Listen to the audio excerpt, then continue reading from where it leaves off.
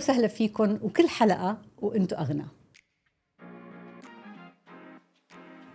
ضيفتنا اليوم هي كارلا سليم، الخبيرة الاقتصادية الإقليمية بستاندرد تشارترد، صوت نسائي متميز بعالم الاقتصاد والمال. هالحلقة رح نغوص سوا أنا وكارلا بعوالم الاقتصاد الإقليمي.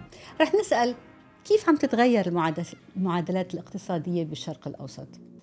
شو يعني أنك تشتغلي بمجال غالباً ما بيطغى عليه الطابع الذكوري؟ وشو دور النساء اليوم بإعادة رسم المشهد الاقتصادي؟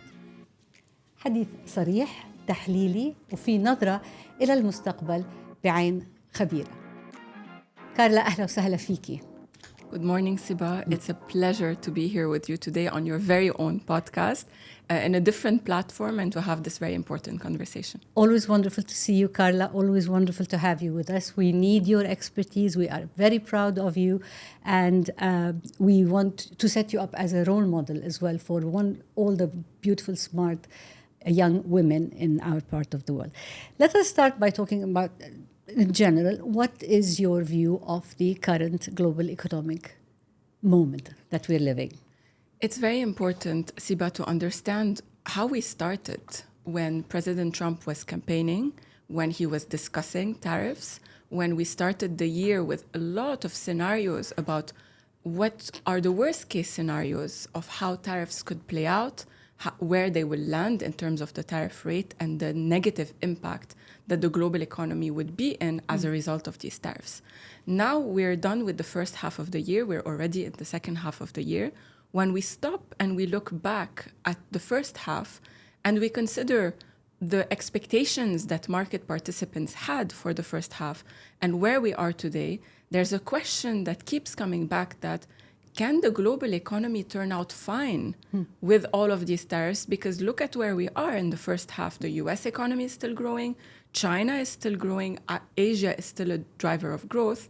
And inflation in the US has not started reflecting for these tariff threats and this tariff uncertainty. Our view is that, yes, while the first half turned out better than expected, we still expect that negative impact to be felt primarily by the US economy, while in the rest of the world, we do see some bright spots in the global economy. Asia is still a very important driver of growth, which will grow potentially about 4.9% this year. Africa and the Middle East also growing more than the global average. But what about the US's position as this big power, big gorilla amongst the global economies? Is that still intact? Will that survive something like what we're seeing today with all these shocks, one after the other, as regards tariffs?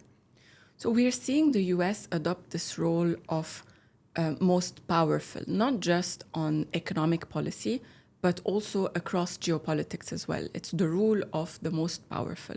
And this has raised a little bit of policy unpredictability. So there's not just volatility and uncertainty. I think these two words have been overused. Absolutely. The same way we used unprecedented shock during COVID, we overused that word. Volatility and uncertainty are two words that are being overused. The more appropriate word, in my opinion, is unpredictability. This is what's concerning markets, that we're not able to forecast the way we used to anymore. We're not able to use our old economic models, the correlations, the drivers that we were used to. And from a policy-making perspective, whether it's on geopolitics, whether it's on fiscal policy, with a lot of noise on long-term interest rates rising all over the world in developed markets, monetary policy, we're not being able to forecast whether there's one more Fed cut, a Fed hike because of inflation. Markets are all over the place, really trading headline events and headline news. So if you've lost all those tools, what are you left with? How can we live? How can we work? How can we plan? Exactly. How can we plan? We plan in a world where we're seeing regional blocks emerge. We're still going to have globalization. We're still going to have global trade, but it's changing. It's adapting. And globalization has never been a constant concept. It has always evolved with the times. Now what we're seeing is that regions are going to trade more amongst themselves within that region, and different regions, specifically in emerging markets, are going to trade more with each other. So this gives impetus to GCC and Asia trade corridor, for example. Absolutely, and that's what we are seeing happening amongst the BRICS nations. That's what we're seeing happening amongst Saudi Arabia, the United Arab Emirates, and Egypt, trading amongst each other in their own currencies, in regional currencies. Now, that poses the question we asked about the big gorilla, the U.S. economy. What about the hegemony of the U.S. dollar? Is that wavering? Yes. So on King Dollar, we don't expect that to waver. What we expect is that the dollar will weaken and the dollar will strengthen. The dollar will go into a cycle, as it usually does, but we don't expect its status as a reserve currency, as the most liquid with the most depth in its markets. We don't expect that to be threatened. We don't expect BRICS to develop their own currency as well. We don't expect a common currency amongst BRICS, but with more trade within emerging markets and large trading partners, we will see proof of concept of exchanging their own local currencies, especially given their own needs, that if an economy runs out of dollars or has to prioritize the use of US dollar for other payments, it can use its own local currency. Pertaining, it develops its own investment tools and local currency debt, so that once that other EM receives the local currency of another EM, it can do something with it that is productive as well. What does all that mean to the status of the economies of the region? Let's talk about the economies in the GCC. Let's talk about Saudi Arabia, for example, with all the oil-producing economies. They need the dollar. They need the dollar to remain, to keep its status, as it were. Okay, and if this proof of concept proves to be a good concept, it proves efficiency, what happens then? So for economies like the GCC that are oil exporting economies, it made a lot of sense 30, 40, 50 years ago to peg and to fix their exchange rates to that of the dollar, because the central banks had just been established and they needed to position themselves and import that credibility and that sustainability from the US. Today, the situation is much different. The dollar peg still makes sense for the GCC, but in 30, 40 years, once those economies have diversified much more, and when we talk about diversification away from oil, it's not just the share of oil to GDP and the size of the non-oil sectors compared to GDP. It's not just that, because today Saudi's non-oil economy is already 70% of real GDP. So it's not just about the share. It's more about how does this economy generate foreign currency? Is it only reliant on oil, or are there other sources? Have we diversified sources of funding? In 30, 40, 50 years, when this looks different, there could be another exchange rate regime that makes more sense, something that's more flexible, that allows the economy to respond to global shocks in a more flexible way. Until then, the region here needs the open trade, needs to be able to trade with the United States, does not need tariffs imposed. Yes, the tariffs at the moment that are being imposed, they don't really affect the GCC economies in a big way. Trade-wise. However, the GCC economies, as you rightly said just now, are diversifying, are succeeding in diversifying, and the non-oil economies are getting bigger. And that portion needs really will actually be harmed by tariffs, won't it? So when we look at the trade exposure that the GCC and the Middle East region in general has to the US, it's come down significantly over the years as the US became more self-sufficient in energy terms. In the past, in prior economic times, the US used to import energy from the likes of Saudi and others. Since the shale expansion, the US no longer imports that much from the GCC specifically. When we looked at the numbers, there's about $50 billion, $50 billion of exports from the GCC, Egypt, and a few other Middle Eastern countries to the US, half of which is still energy, and the rest is non-oil trade. So we're talking about $25 billion of goods that are exported from the GCC and the Middle East to the US that is in scope for this 10% tariff threat. That will get directly impacted. But I think the larger impact will be seen on steel and aluminium production that's coming from the UAE, from Saudi, and from Bahrain that gets exported to the US. That has been slapped with a higher tariff as a sector. And the UAE is already in talks with the US to try to negotiate some sort of a deal. And Saudi Arabia is already trying to protect its own local manufacturers by developing anti-dumping rules that prevents other economies from exporting to Saudi at discounted rates, which could harm its local manufacturing. So what can the world, Carla, do about this? You mentioned the volatility, and we can talk about the volatility of markets, but we talk about the volatility of one man as well. Him returning to tariffs every time he wanted to get his way, if you like, with one country, a set of countries, or trade with this and that. So what can the world do? Can the world come together to fight those tariffs, or to defend themselves against the harm that could be imposed? I mean, you have tariffs being imposed equally on the EU and Laos and Bangladesh. It doesn't make sense.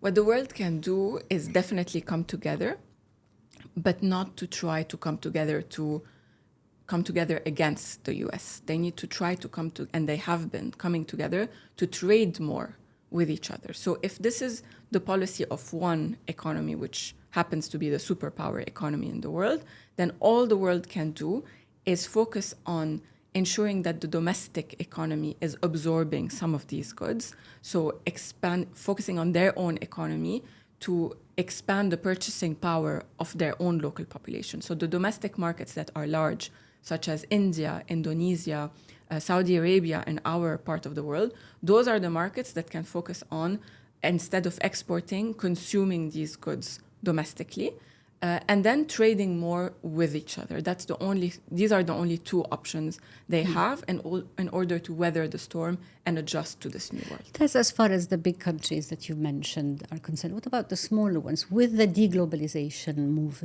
that is happening, what does that mean for smaller economies?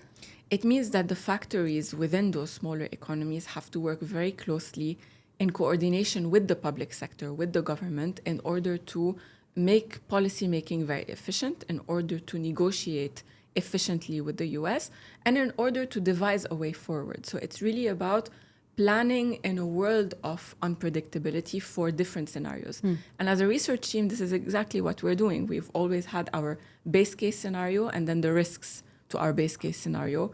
Increasingly, we're looking at different combinations and permutations of scenarios to be able to provide a bit of a blueprint and help our clients essentially through this noise.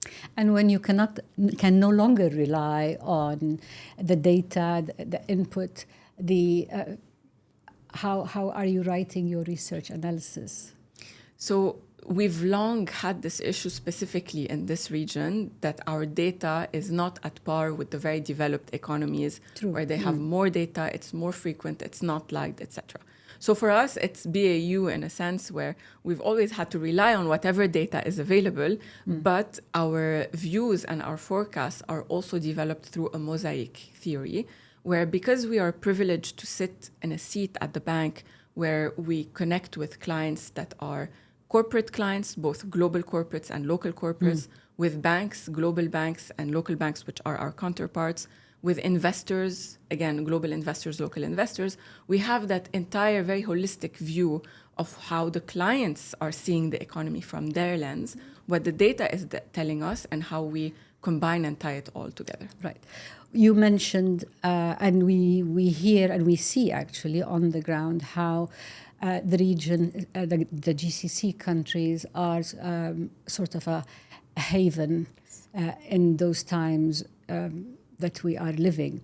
Are there risks that the GCC economies are ignoring with all this, the growth that we're seeing, with all this bubbling that is happening? What are the risks that are being ignored?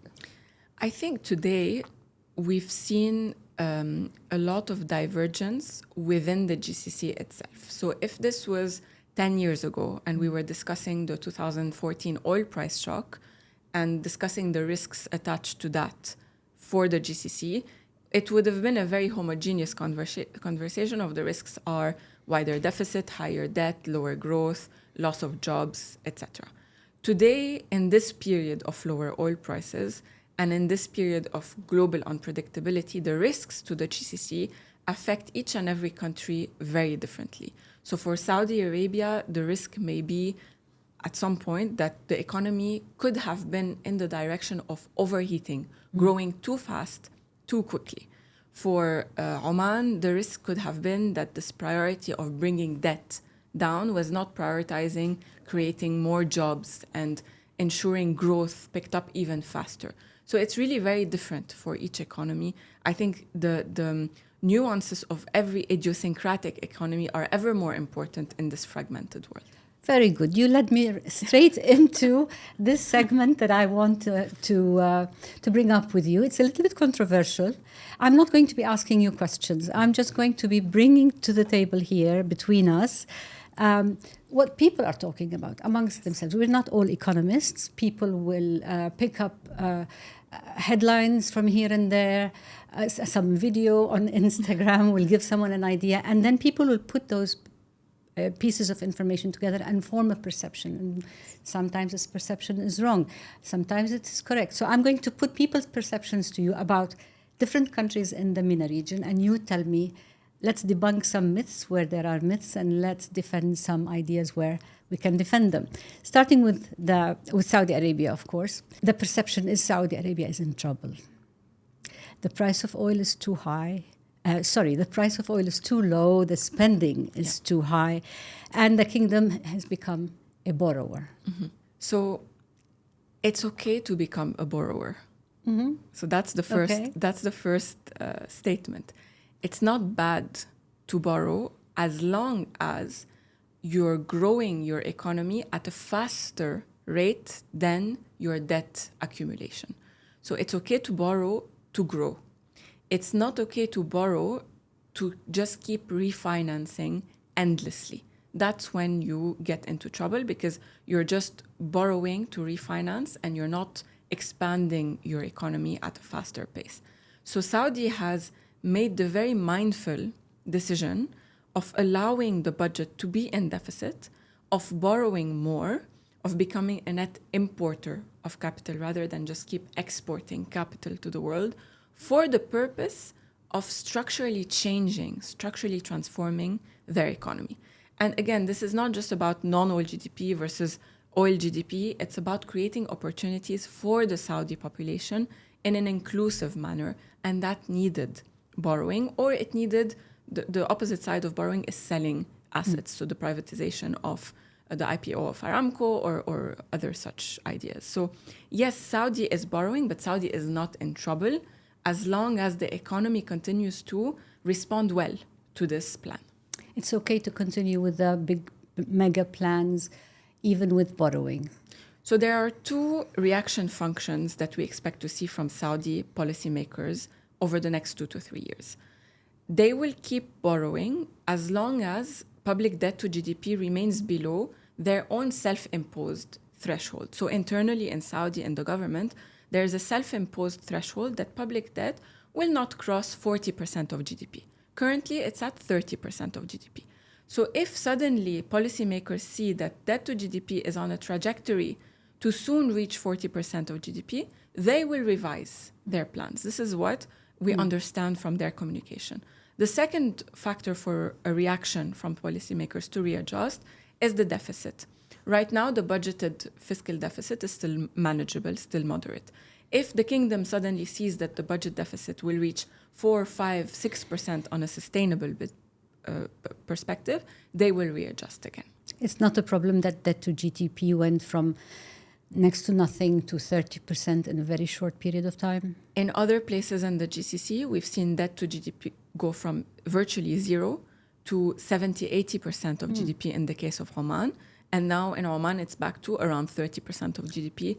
It's regained investment grade. In Qatar, similarly, before FIFA, we saw that to GDP rise to about 70% of GDP, and now it's going back down. Okay, second public perception, Egypt. Yes. Now, Egypt is in trouble. It is not succeeding in limiting the role of state and military in its economy. Inflation is too high. There is not enough foreign currency, and the state-led growth model is backfiring. So one by one, I'll tackle these points. The state-led growth model has to be changed. And authorities have accepted that it needs to be more driven by the private sector. And the IMF has just released a report yesterday confirming that this shift has been too slow and that it needs to accelerate through different ways like privatization and other reforms. So the footprint of the state in the economy remains larger than it needs to be, larger than it should be, so that Egypt can achieve its full economic potential. On the other point about inflation, inflation is too high. Yes, it's high. It's higher than the central bank target, but it's come down significantly. Inflation peaked at around 38% a couple of years ago. Now it's down to a range of 14 to 16%. So inflation is still higher than the target. It's still elevated, but it's come down significantly. The central bank just left rates unchanged. So they've abandoned the interest rate hikes that they have been on for a while now. Yes, they've abandoned the hiking cycle. They've also paused their easing cycle. And for now, they're on hold because they want to see how the fiscal reforms that the government is implementing under this IMF program, how inflationary or not is going to be. And they're looking at their energy sector as well and how this is going to fare during the summer periods where there's peak demand for energy within Egypt and the higher temperatures. So inflation is still there, but the rate of inflation has come down. But that means that prices are still elevated. I don't think Egypt is in trouble. I think Egypt is stable for now. It has achieved macro stabilization whereby it's made the FX work again, the FX market, so companies can now buy dollars in the banking system and remit them to another country. For a while, this was not working in Egypt. So this is working again. Inflation has come down. They had just started cutting interest rates. So I would say it's stable, it's not in trouble. But if it doesn't move faster on the reforms, then we could have an Egypt that's in trouble again in the next few years. And that, of course, risks the IMF loans, which are dependent on those reforms. UAE is in trouble. This is the third of our myths, because too much of a good thing. Unprecedented momentum and investor confidence is driving demand for real estate. And of course, with it, real estate prices are skyrocketing, which is driving residents in some cities in the UAE, not least of which Dubai, driving those residents out of the cities. I don't think UAE is in trouble. I think when we look at the demand indicators of the economy, population growth for the longest time was not reflecting, in my opinion, the true level of population growth, especially in Dubai. We've just now seen population growth pick up to about 4.5%. I think for us living in Dubai, we can agree it feels way more than 4.5%. The UAE every decade or so doubles the size of its population and equally doubles the size of its non-oil economy as a result. So I think we're still seeing signs that population growth is holding up. It's growing at a similar level as non-oil growth and generally growth in the economy. And we expect this to continue based on the high-frequency indicators. Now, this is not to say that eventually the economy will not slow down. Eventually, the economy might slow down as this demand growth comes down. But it's going to be very hard to put a timing on it. And many people around the city have tried to put a timing on it. I think every beginning of the year for the last 3 years, we come in and there are analysts that say this year, we're going to see a 10 to 15% correction in the housing market. The economy is going to slow from 4.5% to 2%. Yeah. And it still hasn't happened because demand has outpaced supply. The real estate market in the UAE is the S&P 500 of the United States, isn't it? طيب, Carla, Oman. Yes. Oman's credit rating was raised in the last few days back to investment grade. And the Omani Riyal, therefore, is among the strongest currencies in the world? Myth number 4. So I think I've looked at the GCC for a very long time, and we talk about this, clients bring this up, especially clients who are new at looking at the GCC, that you have 2 or 3 countries that have their currencies at 3.6 or 3.7, so Saudi, the UAE, Qatar, between 3.6 and 3.7. And then you have a few countries that have their currencies at 0.3 something, so Kuwait, Oman, Bahrain. And for all intents and purposes, if you base this on the size of the sovereign assets of these countries, so the sovereign wealth fund, the larger sovereign wealth funds are now in Saudi, in the UAE. So there's always this question that why are the stronger countries the ones with the weaker currencies, and the weaker, or the ones that have the lower sovereign assets, the one with the stronger currencies? So it's a very interesting question, but I wouldn't use that to say that Oman has the strongest currency. I think what justifies making the statement is the size of the reserves of a central bank. And right now, when we scan all of the central banks of the GCC, it's very clear that SAMA, Saudi's central bank, has the largest level of reserves in the GCC. But still, again, that doesn't mean that that's the strongest currency. So for us, when we get to that period of in 30, 40 years, we see that potential maybe change. It will be decided by policymakers if they wish to do so, to move to a more flexible exchange rate regime that's based on a basket. And that currency starts to move. That's when we will see truly determined by the market which are the strongest currencies. 2 more. Lebanon. Yes. Lebanon is unable to implement the reforms required by the IMF in order to benefit from the much-needed promised loans. And depositors, therefore, in Lebanese banks will never see their money again. I'm inclined to agree with at least 85% of that statement. So I think, in short, and we could talk about that and each other one for a full hour on its own, but in short, Lebanon and the US has tied not just the IMF reforms, but it's tied the reform of disarming Hezbollah to the structural reforms of the IMF. In the vision and in the lens, through the lens of the US, they will come hand in hand. So there will be no structural reforms, IMF program and bond restructuring and deposit payback if there is no disarmament of Hezbollah. Unfortunately, it's all tied together. It's either putting the country on the right path once and for all across all segments of the country and across all files or not. So because it's all tied together and because of the track record of Lebanon on these reforms, that's why we say we're inclined to say that given the track record we've seen over the last 6 months, progress has been slow, but progress is being made. It's just potentially too slow for the preference of the US. And for everyone involved and anybody with money in the banks in Lebanon, unfortunately. And finally, the final myth is Bahrain. What is the situation with Bahrain?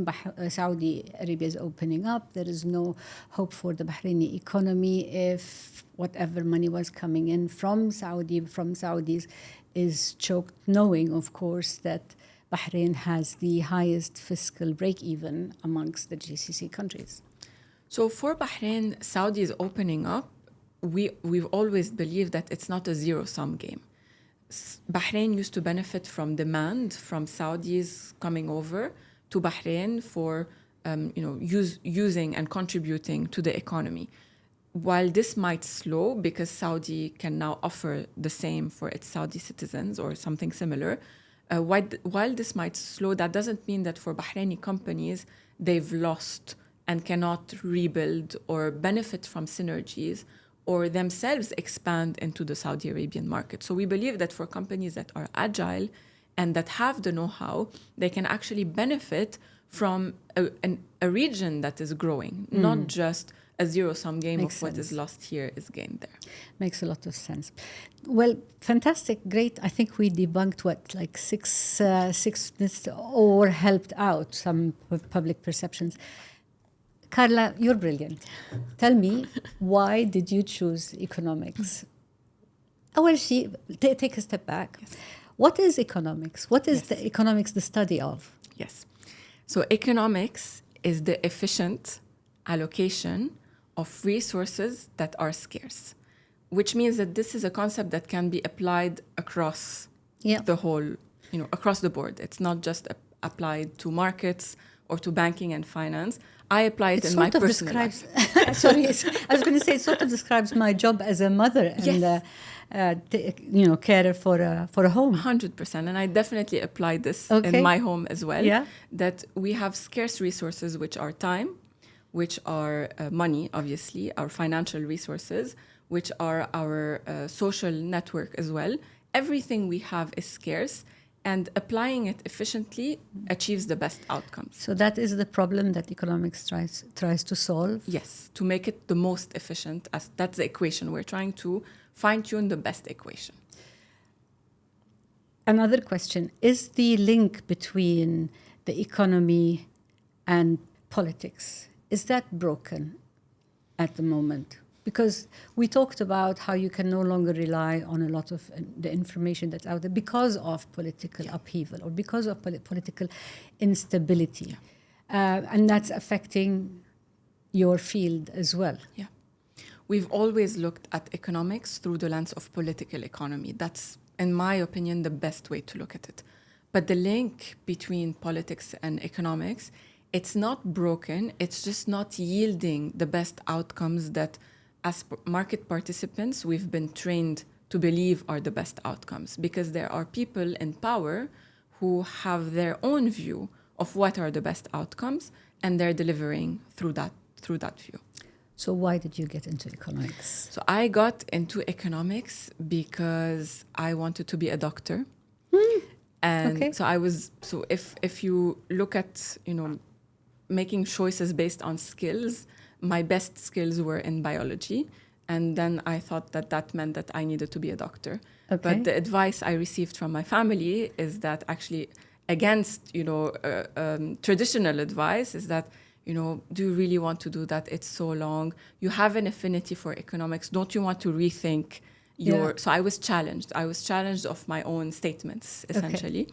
And I rethought it, and I thought that I do have an inclination for economics, and then I decided to pursue that further. So we have something in common here. I started off studying also to be a doctor, and I was advised by my family, do you really want to do that? Who wants to study for this long? You have a good mind for business. Why don't you try that? And I did. But you're brilliant at what you do. You're highly sought after.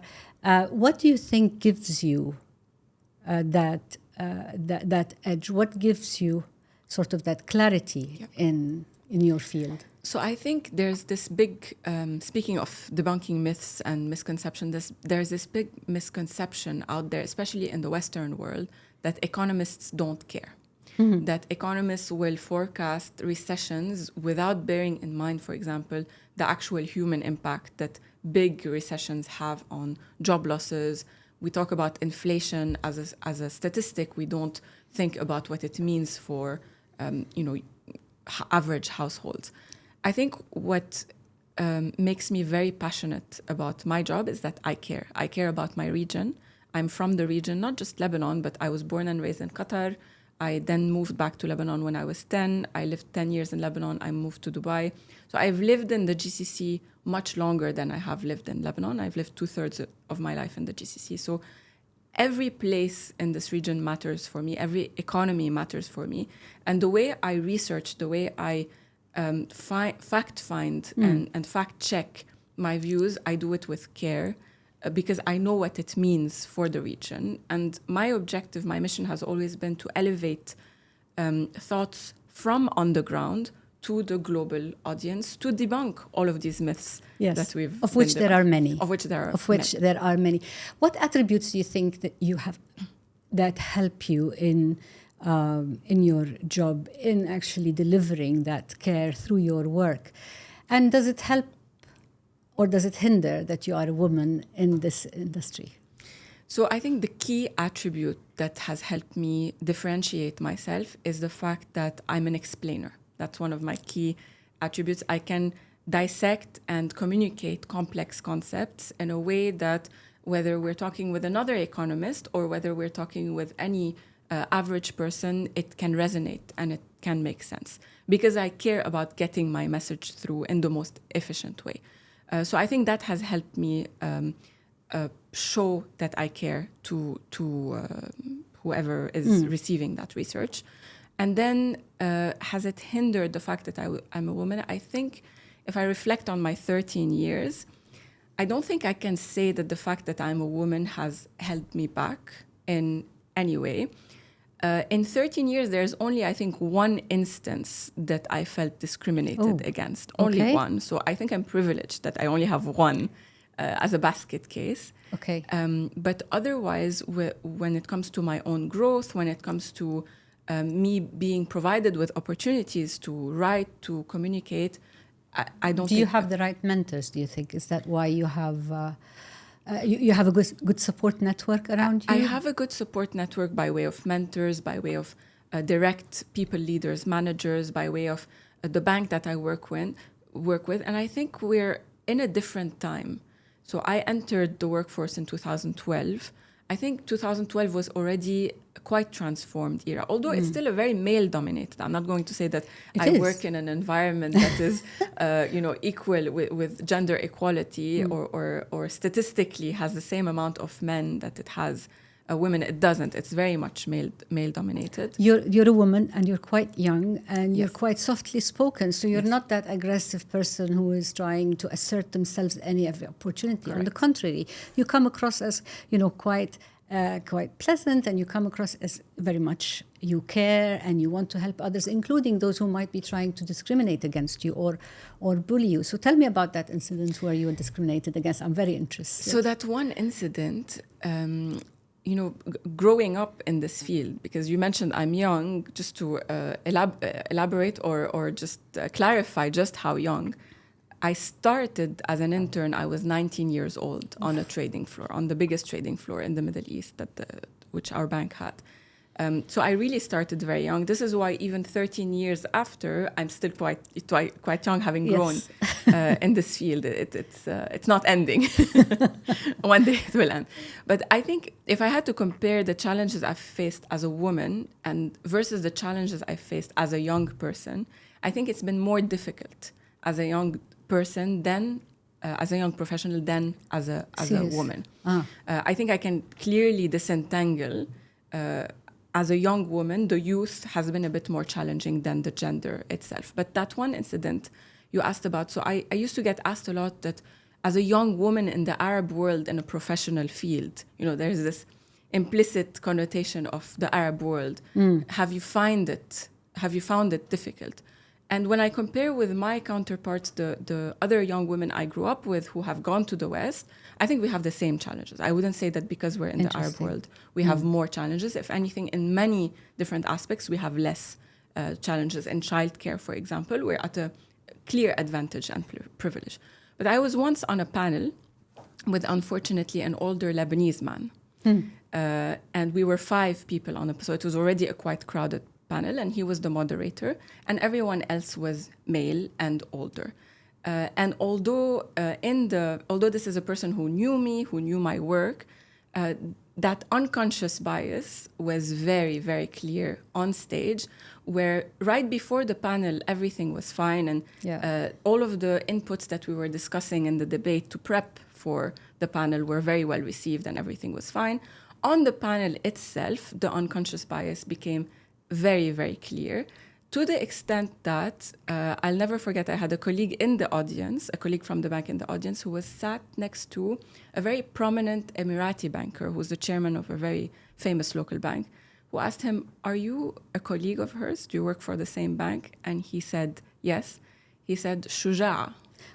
So it was you had to defend yourself on stage even noticed against that shameful discrimination. Exactly. And I can see that on your face. I feel like you're feeling it again now. It stays with you, these things. And it's wonderful that you overcome them and you grow into the person that you need to grow. I mean, there is no better vengeance, I think, than to do that. So Economists strive to solve problems in the world. What is the one problem that you want to solve for the region here?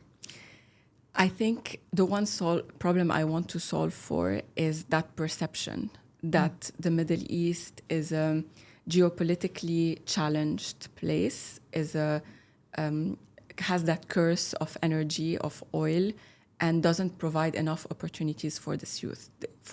These are the three main perceptions that many policymakers in the region are trying to change, are trying very actively to change. And it's up to people like us to make sure that when we say it is transforming, we're not just doing lip service to policymakers. There is data that shows that it is transforming. Now, we can argue that the pace of transformation has been too slow, has not been to the best advantage of its youth, and we still have immigration from the region to the West, etc. But still, it is transforming, and there are a lot of change that has already occurred within the region, and still a lot of opportunities for its youth. And the last question is, do you think that women are playing their role within the economy, not just as economists, but in general? I mean, unpaid labor is a big problem for economies and economists. That on the one side, and also bringing women into the workforce and taking them seriously and giving them that voice and chair at the table. I think our region has one unique feature when it comes to females in the labor force, so labor force participation, is that there's still this traditional, quite rural perception that a woman taking up a job is taking away a man taking up a job and providing for his family. And this, economically, this theory is coming from the assumption that opportunities are finite and GDP is stagnant and there's no growth in the economy. But if we are in an economic transformation, take Saudi Arabia, for example. Saudi's non-oil GDP has gone from strength to strength. It has expanded structurally. When you look at it pre-COVID and now post-COVID, it's potentially 30% larger than when it was pre-COVID. And female labor force participation is at an all-time high at 35%, which is higher than many emerging economies out there.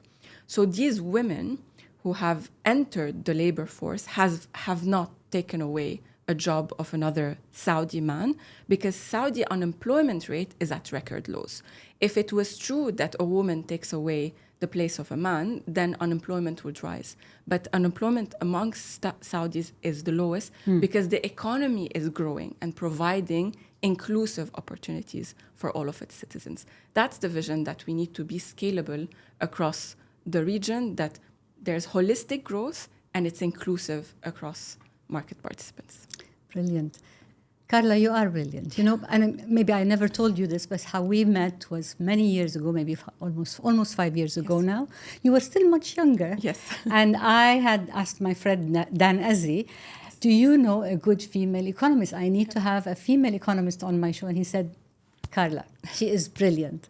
And he was right. And thank you very much. I wish you all the best for the future and for all your endeavors. We do not forget to mention that you have a beautiful daughter as well, and you're a fantastic juggler, like many high-achieving women. Thank you very much for coming in. Thank you, Siba, for the opportunity. وعدتكم بحلقة خاصة جدا، وفعلا هيدي كانت حلقتنا مع كارلا سليم أكثر من خاصة. إذا وصلتوا لهون يعني أكيد إنه الحلقة لمست فيكم شيء. ما تنسوا إنه تشتركوا بالبودكاست على المنصة يلي بتفضلوها، وتابعونا على إنستغرام وتيك توك كمان، فيها دايما لقطات من الحلقات وأيضا كواليس التسجيل. عن جد بنحب إنه نسمع منكم. شاركونا رأيكم بالتعليقات على كل هدول المنصات، أو ابعتوا لنا أسئلتكم واقتراحاتكم للحلقات اللي جاية. وشكرا إنكم كنتوا معنا. إن شاء الله حنشوفكم بالحلقات الجاية من تحت الهوا، وكل حلقة وإنتوا أغنى.